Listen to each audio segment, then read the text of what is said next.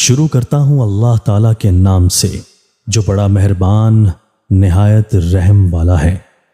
حضرت انس بن مالک رضی اللہ تعالیٰ عنہ کہتے ہیں کہ رسول اللہ صلی اللہ علیہ وآلہ وسلم نے فرمایا، بے شک اللہ تعالیٰ نے میری طرف وحی کی ہے کہ تم تواضع اختیار کرو اور تم ایک دوسرے پر زیادتی نہ کرو۔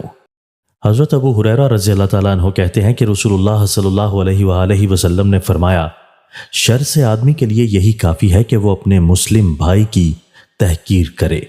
رسول اللہ صلی اللہ علیہ وآلہ وسلم نے فرمایا، کوئی گناہ ایسا نہیں ہے جس کے کرنے پر آخرت کے عذاب کے ساتھ جو اللہ تعالیٰ نے اس کے لیے تیار کر رکھا ہے دنیا میں بھی سزا دینی زیادہ لائق ہو سوائے بغاوت اور قطع رحمی کے۔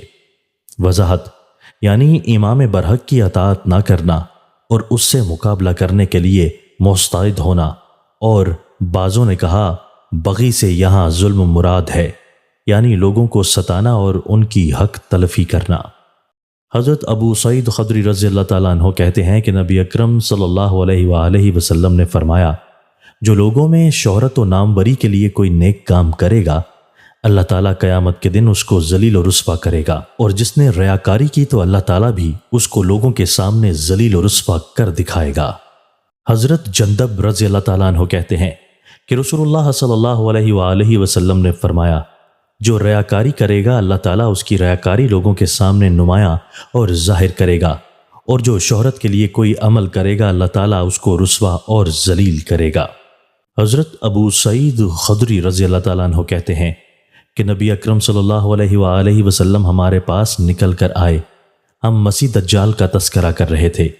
آپ صلی اللہ علیہ وآلہ وسلم نے فرمایا، کیا میں تم کو ایسی چیز کے بارے میں نہ بتا دوں جو میرے نزدیک مسیح دجال سے بھی زیادہ خطرناک ہے؟